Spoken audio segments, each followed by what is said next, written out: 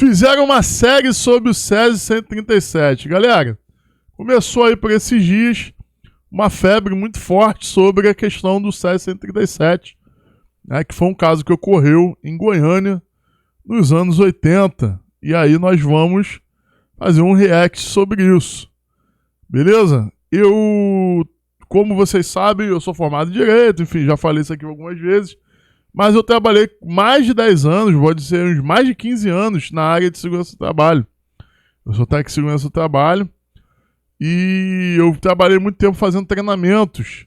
E muitos desses treinamentos, principalmente os treinamentos que envolviam a questão dos riscos químicos, a gente falava sobre a questão do Césio 137, eu sempre falava, passava algum vídeo.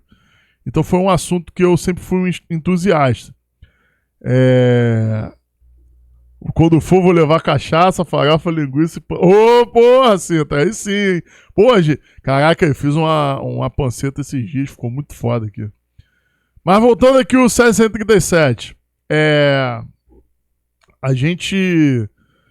Eu tive essa oportunidade e fizeram a série. Eu confesso que eu ainda não assisti, vou dar uma de Silvio Santos, né? Silvio Santos que vai lá. Eu não assisti, mas de falar que era muito bom. Vamos ver o que é esse vídeo aqui. Eu nem sei qual é o canal do nosso amigo aqui. Vamos dar os devidos créditos. Jurandir Gouveia. Tomara que o Jurandir não seja um Jurandir. Mas vamos reagir aqui. É bem possível que você tenha visto esses dois vídeos que eu lancei recentemente, ou pelo menos visto a capa deles. Um deles é esse sobre Tremembé, onde eu falo dessa série que foi lançada pela Prime Video, onde eu tô bem estressado, para falar a verdade, e eu digo que eu não aguento mais ver narrativas brasileiras apenas enaltecendo os bandidos e que eu gostaria de ver representatividade de heróis nacionais. E entre eles eu menciono a professora Ellie, que foi uma grande heroína que salvou aquelas crianças. E 2 semanas depois desse meu vídeo... Rapidinho aqui, só para não cortar o raciocínio, mas já cortando. Já dá para ver que o vídeo do nosso amigo aí é uma questão mais... voltado para uma crítica cinematográfica, né? Do audiovisual em si. Interessante. Vamos ver aqui um vídeo sobre essa perspectiva. Netflix anunciou que iria começar a produção de um filme baseado na história da Ellie. O outro vídeo foi mais recente sobre o filme O Agente Secreto, onde eu falo sobre como que a gente tem muitas narrativas para esse período da história que é da ditadura e que a gente também, não é para descartar ditadura, mas também precisa falar de outros momentos da história. Eu cito vários, entre eles eu cito o acidente com o Césio 137 em Goiânia. 3 semanas depois, a Netflix lança a série Emergência Radioativa. E não, eu não tô dizendo que de alguma forma eu tenho influenciado a Netflix. Você tem informação sim, Jurandir, porra! Porque não foi o caso. A Netflix já estava vendo o ambiente social que estava a favor de narrativas mais positivas e por isso escolheu falar sobre a professora Ellie. E a Netflix já tinha finalizado a produção, já estava em fase de divulgação. Isso é importante. Eu já tive a oportunidade de trabalhar no audiovisual. Normalmente o filme ele é gravado, qualquer produção audiovisual é gravado pelo menos 1 ano antes. Gravação, tá? Ou seja, a parte de pré-produção, roteiro, é bem antes, mas é anterior ainda. Então, nenhum filme sai da noite pro dia, galera. Nenhuma produção audiovisual grande no Brasil sai da noite pro dia. Que não sabia que estava sendo feita e que seria lançada em breve a série sobre o acidente com o Césio 137 em Goiânia. Então, eu tenho aqui um sonho realizado, ver uma história importante do Brasil sendo narrada. Mas vamos lá. Primeiro, é importante valorizar o trabalho do roteirista e criador da série, que é o Gustavo Leipstein. Ele que tem tentado justamente dar vida para essas narrativas diferentes. Foi o cara que fez a série Todo Dia Mesma Noite, que é sobre a Boate Kiss. Também fez o roteiro da Polícia Federal, Ali é pra Todos, que conta sobre a história da Lava Jato.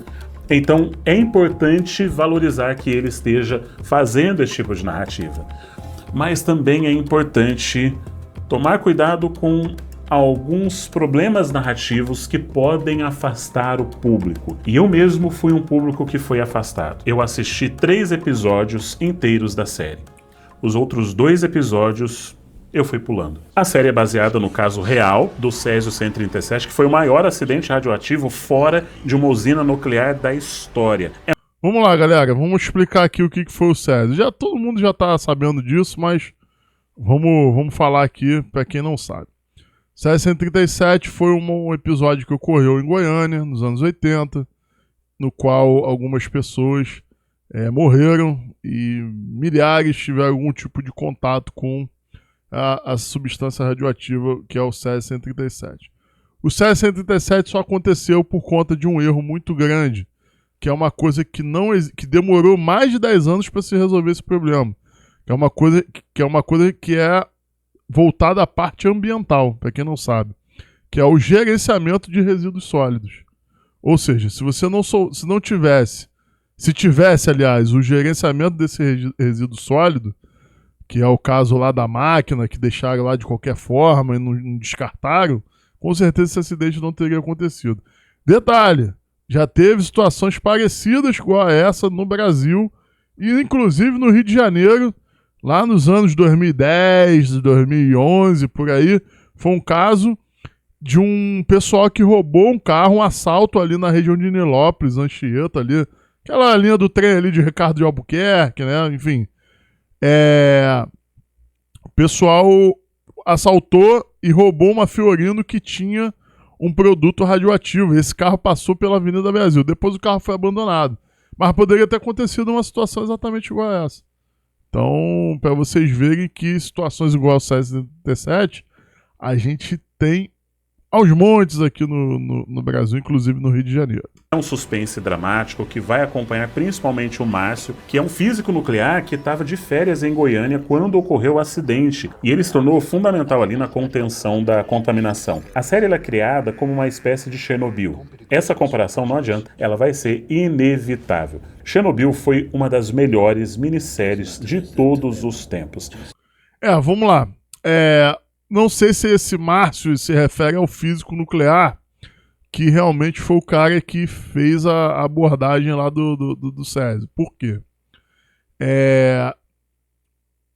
O que eu sei da história, inclusive recomendo vocês, porque eu não posso reagir aqui porque dá copyright, mas é um vídeo, o melhor vídeo sobre o assunto, é uma reportagem da BBC Brasil, né, a BBC de Londres, mas a sucursal da BBC do Brasil sobre o Césio 137. Se vocês colocarem Césio 137 BBC Brasil, vai ter uma reportagem, uma menina lá, uma japonesinha. A reportagem é muito boa mesmo. E aí ela mostra uma reportagem da BBC da época. Teve uma cobertura da BBC de Londres na época do caso. Então, assim, aquilo ali é o melhor material jornalístico que eu tive acesso. E nesse caso aí, não foi um físico nuclear que estava de férias. Ele estava no laboratório da Universidade Federal Estadual de Goiânia. E aí o que aconteceu? Ele recebeu uma ligação do Hospital das Clínicas, né, onde parou lá o Césio, e a contaminação era radioativa. Aí quando ele chegou para poder medir, o equipamento estava saturado a medida. Ele estava o que a gente chama tecnicamente de overload. Ou seja, ele não estava conseguindo medir por tanta concentração que tinha daquele material. Aí ele voltou para o laboratório que tinha o equipamento de medição e falou, esse equipamento aqui tá ruim, cara, porque ele tá saturando a medida. Aí o cara do laboratório fala para ele, cara, você que não sabe medir. Aí eles até discutiram, eu sei medir sim. Aí quando ele voltou, aí que ele se ligou, caralho, realmente tá com uma medida muito grande, tá com uma quantidade muito grande, tipo umas 3 esquinas, umas 3 quadras antes de chegar. Então esse foi o tamanho do evento aí, Césio 137. Ela é complexa, intrigante, cheia de suspense, com atuações fantásticas, reviravoltas, muita atenção, e é um relato histórico assustador. Leipstein tentou dar ao Brasil seu Chernobyl, mas entre tentar ser Chernobyl e ser Chernobyl, existe um abismo. E existe uma outra forma que ele poderia ter usado para adaptar essa história que eu acredito que teria sido mais eficiente. Daqui a pouco eu mostro. A série ela começa bem com o relato desses dois coletores de sucata. A história começa aí, eles invadem a clínica desativada e aí a clínica tem a máquina. Só que essa máquina, hoje em dia, quando acontece esse tipo de situação, os órgãos competentes eles são comunicados. Na época não existia legislação para isso. Era uma máquina, se eu não me engano, de radioterapia. E aí o que acontece? A máquina de radioterapia ela tinha uma cápsula de césio ali para poder fazer os procedimentos. Se eu não me engano, é uma clínica de oncologia, né? Tratamento de câncer. E aí o que aconteceu? Esse pessoal aí entrou, né? Tava abandonado. E aí eles pegaram aquilo ali para poder vender como sucata. E aí eles acharam ali o pó da morte. Não é aquele que a gente está imaginando, é o Césio 137. Que descobrem ali esse material num prédio abandonado, numa clínica abandonada, e é legal ver como que eles vão tentando abrir aquele negócio, e nós que sabemos o que está dentro daquele negócio, ficamos ansiosos e com raiva deles estarem fazendo aquilo, e conforme aquilo vai se espalhando entre as pessoas, realmente cria bastante tensão nesse começo. A primeira contaminação forte foi de uma criança, eu não sei se eles vão retratar aí. Falar indicação de filme nacional nesse fim de semana, com presença do diretor carioca no Cineclube de Santa Margarida. Deixar o link. Pô, deixa aí, irmão. Deixa aí que a gente divulga isso aí, hein? Maneiro, maneiríssimo. Mas, voltando, o primeiro caso aí a primeira pessoa infectada de maneira mais forte foi uma criança, se eu não me engano, tinha 6 ou 7 anos. É a Leide das Neves. Ela acabou vindo a falecer e ela chegou a ingerir o césio, né? Tava com resto de comida jantando e tava com um resquício ali, ela chegou a ingerir. Então foi uma situação muito triste. Tem uma boa atuação ali, principalmente do Bokassa Kabengele, que está no papel do dono do Ferro Velho, que apesar de ter uma boa atuação, tem um problema bem sério com relação ao desenvolvimento do personagem dele. Dono do Ferro Velho, porra, talvez eu vou dar dando um puta do spoiler aqui, mas enfim. É isso, né? O dono do Ferro Velho, ele não morre. Caralho, que loucura. Vamos para os pontos negativos, começar justamente com aquilo que foi o mais falado antes mesmo dessa série ser lançada, que é o fato de que é uma série que retrata um acidente que aconteceu em Goiânia, mas que foi toda filmada em São Paulo, algumas cenas ali em Osasco, e que causou muita chateação por parte do pessoal que trabalha no audiovisual em Goiânia. Galera, isso é muito comum no audiovisual, tá? Infelizmente. Eu cansei de gravar. Eu gravei um filme. Eu gravei, né? Obviamente. Eu trabalhei num projeto, não gravei porra nenhuma. Eu trabalhei num projeto que era a gravação de um filme que ele se passava todo na Bahia, mas ele foi filmado em Itaguaí, Mangaratiba. Então, assim, isso é muito comum, pô. Esses filmes, novela de época aí da Globo, a Globo cansa de fazer isso. Tem uma série de artifícios, né? Por exemplo, tem uma cena desse mesmo filme que ele se passa em Londres. E aí, sabe onde é que eles retratam Londres? Ali na região da Praça Mauá, ali naquele Moinho Fluminense, antigo Moinho Fluminense. E ali virou Londres, e virou Londres, irmão. Ficou igualzinho. Então, assim, isso é muito comum, infelizmente. Conversei com algumas pessoas e elas disseram claramente que ficaram chateadas com o fato de não terem ambientação em Goiânia, gerar empregos para a cidade, trazer visibilidade, usar atores locais para contar essa história, que isso foi algo que as chateou bastante. É claro, existem custos de você fazer essa operação em Goiânia e provavelmente o motivo pelo qual foi feita em São Paulo foi contenção de custos. Dinheiro. Com certeza foi por conta disso, mas claro que essa contenção de custos vem com um custo narrativo também, que é essa perda da ambientação de Goiânia e também do uso de pessoas locais para contar essa história, que vai fazer bastante diferença. Assim, vamos combinar que realmente seria melhor gravado lá, mas que, cara, tem muita gente talentosa aqui no cinema brasileiro, principalmente o pessoal de departamento de arte, que é capaz de reproduzir. Cara, eu já vi os caras fazendo milagres, assim, transformando um lugar que não tem nada a ver com a proposta, e aquilo ali virava aquele lugar. Impressionante. Não só o pessoal de departamento de arte, mas o pessoal de fotografia, enfim. Tem muita técnica disso. O cinema também tem o conceito de cinema, ele também passa por isso, né? Existe, para além disso, um problema que eu sei, poxa, eu sei que talvez alguns de vocês estejam cansados de me ouvir falar sobre isso, mas continuarei falando sobre isso até que a gente diminua a quantidade de obras brasileiras que cometem esse mesmo erro, que é a quantidade massiva, desnecessária, irritante de exposição no diálogo. Exposição é quando o personagem fala o que não deveria ser dito. Fala coisas que deveriam ser implícitas, que tem quando os diálogos são superficiais, justamente porque está explicando, tentando transmitir informações para o público. E a gente sabe que a Netflix está com as ordens de os roteiristas escreverem tudo, absolutamente todo o contexto. Isso é verdade. Porque ela acha que ninguém está assistindo às séries, as pessoas estão com a tela da série aqui, com o celular na mão, então elas precisam ouvir para entender tudo o que está acontecendo. Enfim, é uma coisa chata pra caramba, que me irrita num ponto assim incrível. E acontece o tempo todo durante essa série. Se torna muito, muito cansativo. E eu me pergunto até que ponto foi perturbação da Netflix para esse tipo de narrativa, ou se é de uma tradição de telenovela que continua influenciando a forma como a gente conta histórias mesmo quando a gente sai das novelas. Ou pode ser as duas coisas. O que isso causa é que você sente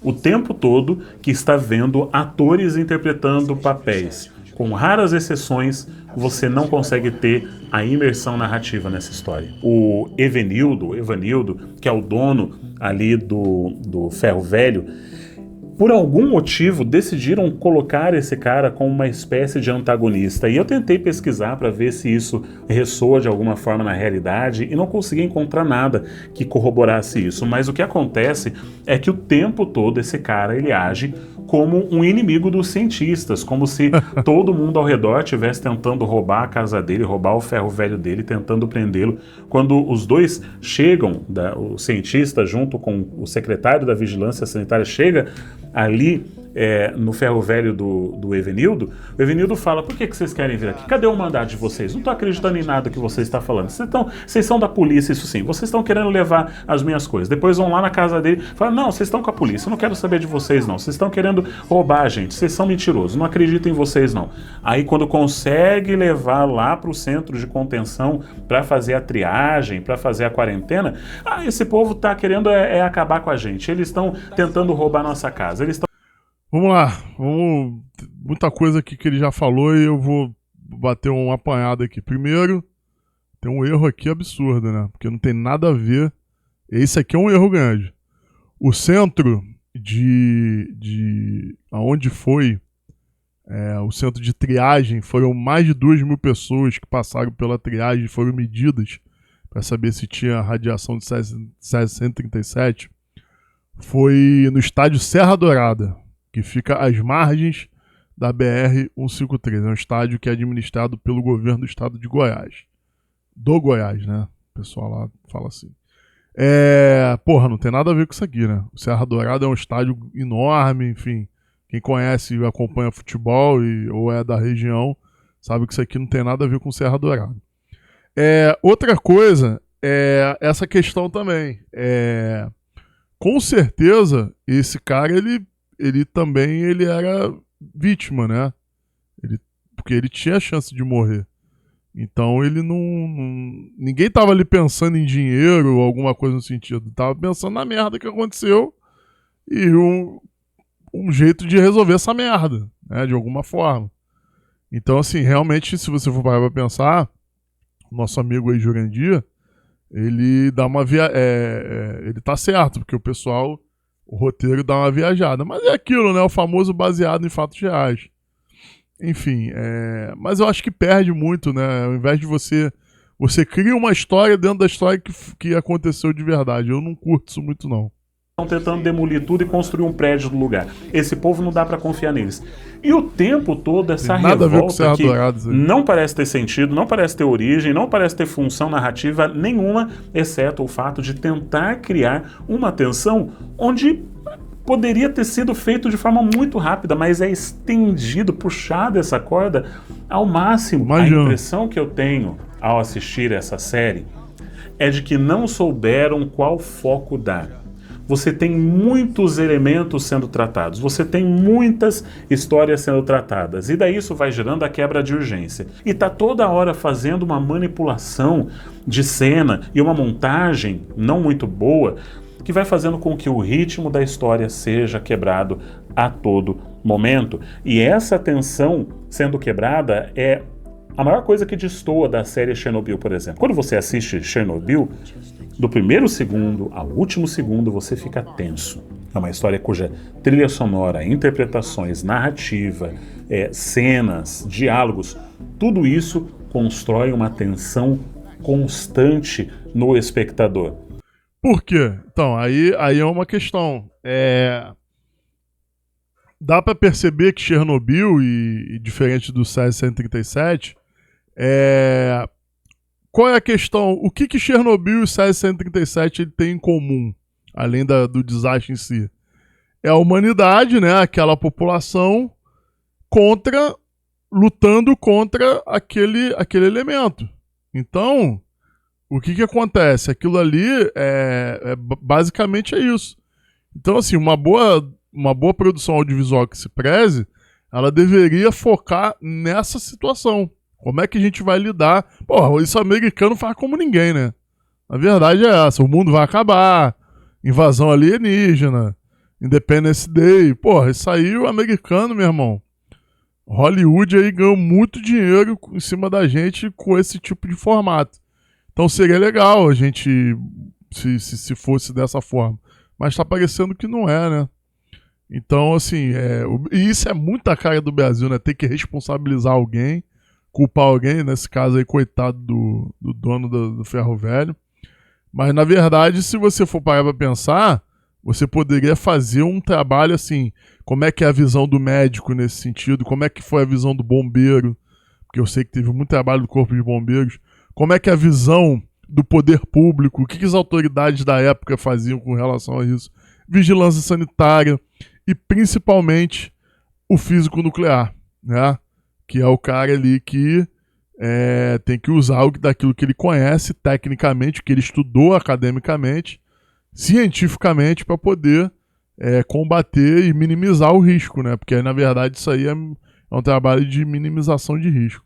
Aqui existem quebras constantes de tensão e existem muitas histórias tentando ser contadas no mesmo tempo. Então tem a história dos catadores de sucata, da família do dono do ferro velho, do físico Marcos, da mulher do físico, da investigadora, do Raimundo, dos políticos, dos médicos. É isso aí, ó, acabei de falar. Tem até mesmo uma greve de médicos que vai requerer ali um discurso bonito por parte de um dos médicos para acabar com a greve. Se focasse nisso aí ia ficar maneiro. E de uma outra médica, e também dos médicos do Rio de Janeiro, do Hospital Marcílio Dias, o pessoal foi eles foram pro Marcílio Dias e ficaram lá. O tratamento, quem ficou, as pessoas que estavam em casos mais graves e foram pro Marcílio Dias, eles tomavam um comprimido, chamaram de comprimido azul da Prússia, que era um coquetel, né, da antiga União Soviética, que desenvolveu para poder diminuir os efeitos ali, né? Provavelmente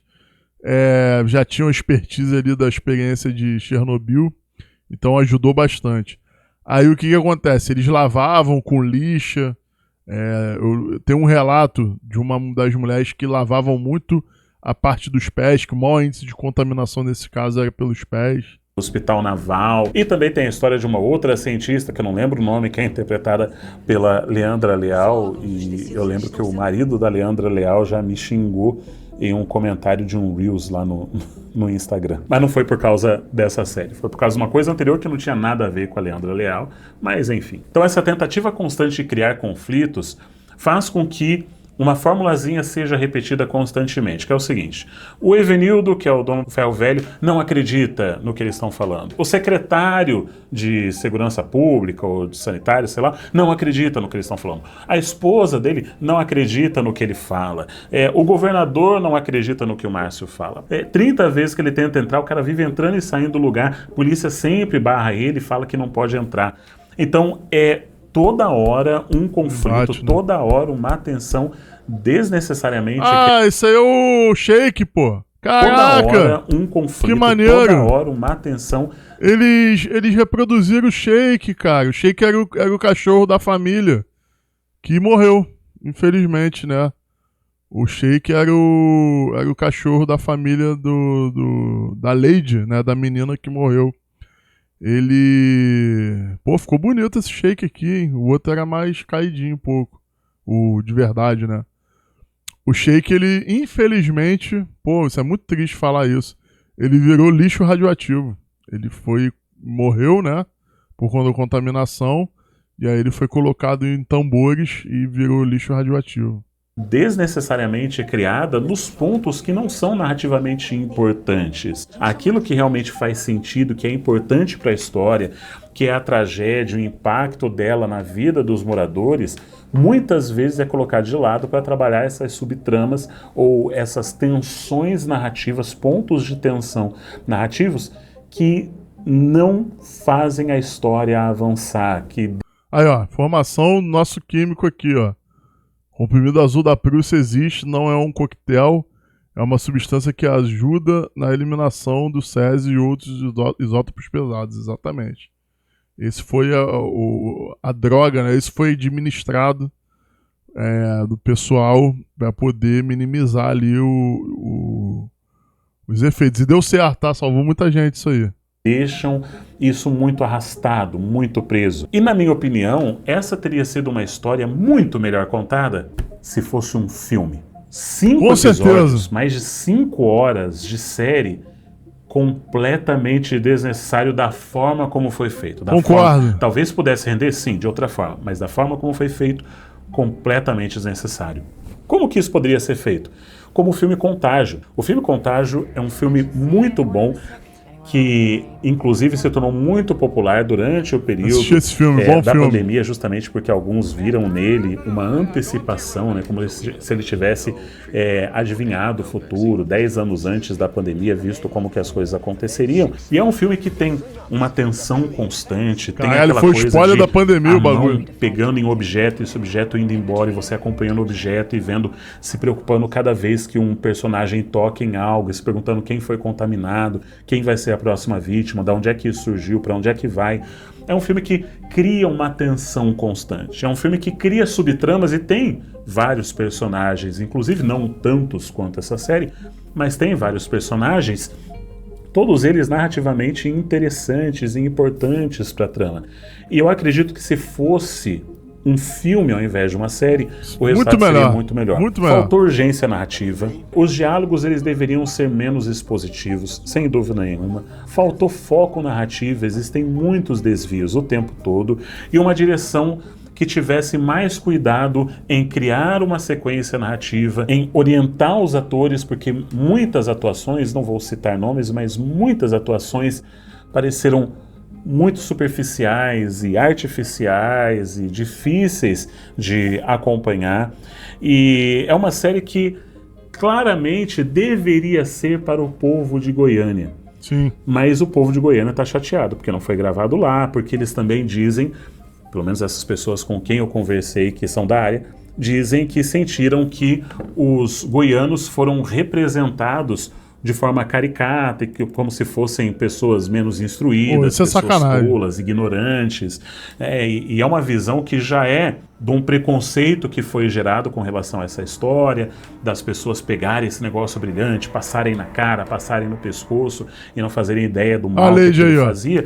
Então já existe esse preconceito histórico com relação a essas pessoas que participaram desse evento.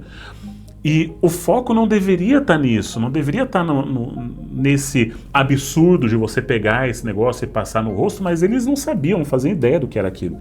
Mas sim no absurdo maior, que é o fato de ter um material radioativo exposto, pronto para matar muitas pessoas. Poderia ter sido muito maior. O Brasil utilizou protocolos que até hoje são copiados lá fora internacionalmente para poder conter essa situação. Então poderia ter focado mais na origem, como Chernobyl faz, de tentar trabalhar a responsabilização de toda essa história. Eles tentam na série com a investigadora, mas como eu falei, ela só é mais uma de tantas peças se movendo nessa história que fica vazio. E existe uma cena que é extremamente emocionante nessa história, porque é impossível não se emocionar, principalmente se você é pai, porque uma das vítimas foi uma menina, o que é uma tragédia ainda maior. Quem quer entender um pouco dessa história, de como aconteceu todo esse desastre do Césio 137 em Goiânia, com certeza nesse filme vai encontrar bastante informação, bastante insumo para pensar sobre esse processo. Pô, recomendo vocês assistirem isso aqui, hein, galera. Aqui foi a parada como realmente aconteceu. Aqui foi doideira, irmão. Uma série que é um passo na direção certa, é um passo na direção de contarmos mais dessas histórias, que é o que eu quero, que é o que o povo brasileiro quer. Emergência Radioativa está disponível na Netflix, são 5 episódios, dá para você maratonar aí no final de semana. E me diga, você que é de Goiânia, você assistiu essa série? Você se sentiu representado nela? O que você acha sobre a forma como essa série tratou sobre esse assunto tão importante na história do nosso país? Se inscreve também no nosso canal, isso é muito importante. Um forte abraço galera. E arrivederci. Arrivederci. Bom vídeo, hein, galera? Bom vídeo aí. Achei interessante.